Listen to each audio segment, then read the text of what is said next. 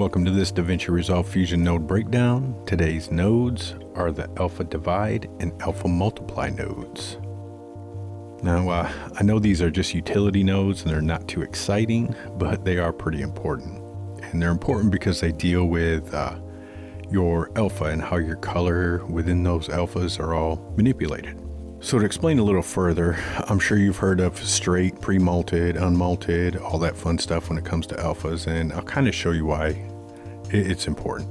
An image with a straight alpha basically has individual red, green, blue, and alpha channels. Meaning, say I was to change a color in a straight alpha and I just wanted to make blue, our color values would be 0, 0, 255, making blue.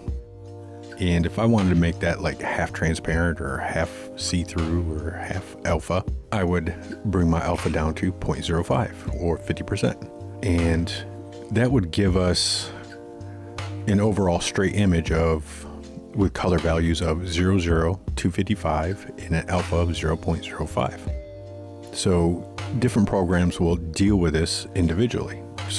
But you notice our color doesn't change, just the actual alpha value of that color. Now a pre-multiplied or pre-malted image pretty much only has red, green, and blue. It does have alpha / transparency in it, but it pre-malts that information to kind of combine that transparency and that alpha with itself. So again, if we want to make blue, we make 0, 0, 255, the color value. Then it would get multiplied by our transparency or our alpha of 50%, say in this example, 0.05. And that would give us a final value that's different than our original color. So when we pre-malt something, it's actually multiplying those color values as well. So our new color value would be 128 rounded up. So 255 times 0.05 is 128. So that would actually be our new color value, in essence, changing our color. And when we have an unmalted file, or we divide it, we have that same pre-malted file, which is red, green, and blue with our various transparency stuff in it. So we'll take that same blue of 0, 0, and 128, divide it by our alpha, which is 0.05, giving us our color back. So this is what it means when we talk about straight, pre-malted, and unmalted. So with that said, let's kind of jump into this so you can see what I'm talking about. So we've just got a straight background, and we will go ahead and make it a gradient. And I'm going to change the color just so you can see the difference between an alpha and a actual color. And I'm going to change this alpha down here to 0. So we've got a gradient going from red to blue, and an alpha, or alpha channel, going from 1 to 0. So this image itself is straight. So we've got individual alpha data. So if we pre-multiplied this, in essence change it into a pre-malted image, alpha multiply, and as soon as I pop this in here, you're going to see it change. And if I had it up, so now you can see the difference. It's taken this color value and applying that multiplication and changing our colors only. It's not changing our alpha, because if you look at our alpha multiplied and our original, they're both exactly the same. It's just how the color is handled within that file. So let's pretend this whole group right here is our actual media coming in. We'll ignore the fact that it has a alpha multiply on it. Say this is our media 1, that is a pre-malted image. If we needed to unmultiply it or unmalt it, we would add an alpha divide. So once we add this, we're back to our original image. with a little issue on the side, but we're back to our original image. And again, our alpha is exactly the same between all of them. It doesn't change our alpha, just how that color is manipulated. And why this is important is because anytime we work with any type of VFX or anything, we want to make sure we're working with 100% of the color information. We never want to actually do color changes and do any type of coloring or anything to an image that is pre-multiplied. You can, but it's not ideal, especially when it comes to doing pretty precise VFX. So let's get rid of this alpha divide. Say we need to take our image and we need to do some color change. So we're going to add a color. And if we go in here and start changing our color, you can see we really can't see what's going on in the full spectrum of everything. We can see it a little bit, but not much. But if we were to take our alpha divide and unmult that, now we can see exactly what's going on with all of our color data. So we would make our color changes. And once we got our color change in, we would bring back in a pre-mult and add that back in. So we're back to our original footage, how we want it to look. Now, what's kind of cool is in Fusion, most of these color nodes themselves have this button up here that says pre-divide, post-multiply.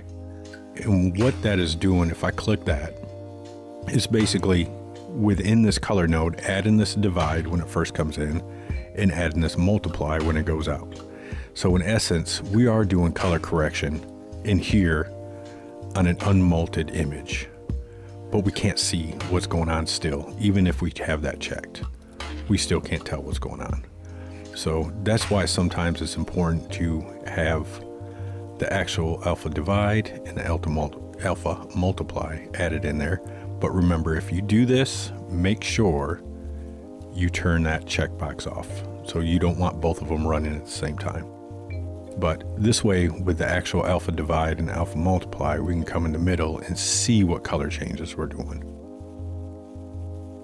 So let me get one more example so you can kind of see what is going on.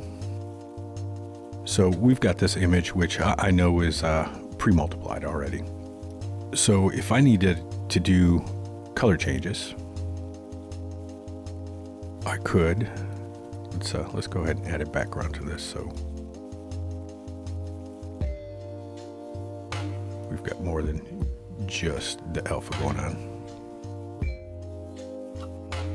I could bring in a alpha divide.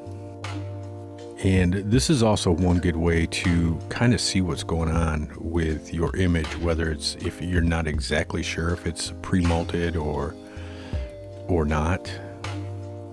Let me get rid of this. If I zoom in here, kind of look at this, a pre-multed image is going to be nice and smooth. That doesn't mean a straight alpha is going to be bad, but what happens when you take a pre-multed image and divide it and unmult it, you're going to get these harsh edges right here. You see that white pop up because what it's doing is it's changing everything back to its original value color, leaving that alpha, but it's showing the hard edges of those alphas, which is fine. But we could take this image and fit that, do our color change. So say I wanted to bring up, and I'm going to show you something here in a second, but I want to bring up that gain. I can bring up the gain and then take my alpha mult, put it back in there, and I'm back to my original image. Or I could simply check this because I really don't care too much about color per se. I'm just doing operations on it as far as gain and all that stuff. Now, I'm going to show you one thing that is kind of cool with with checking that box and making sure you have that stuff. If I go in here and actually, let me add this back in and uncheck this. And I've done a few nodes. You've seen me do this brightness. Okay, great. Let me go ahead and throw a mask on there and mask it all out. So I'm only doing that. That's only because I didn't want to introduce these alpha divide and alpha multiply nodes yet. I don't want to over inundate because this is a daily node, single nodes. But if we go in here and we check this pre-divide and post-multiply, you can see it's automatically applying that alpha, so we're only affecting what we need to affect in that brightness. So if you see again, if I uncheck that, it's affecting our entire image. If I check it, it's only affecting our actual image.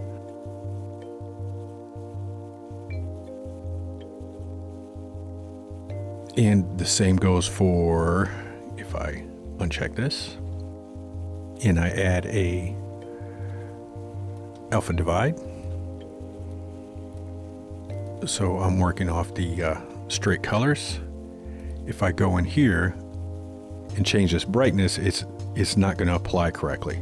So you're going to see it's changing the entire image until I tell it to add that pre-mult back. Then we can come in here, make any adjustments we got to make, and there we go. So that is the alpha divide and alpha multiply nodes, which are extremely important utility nodes to have in DaVinci Resolve Fusion. See you in the next node breakdown.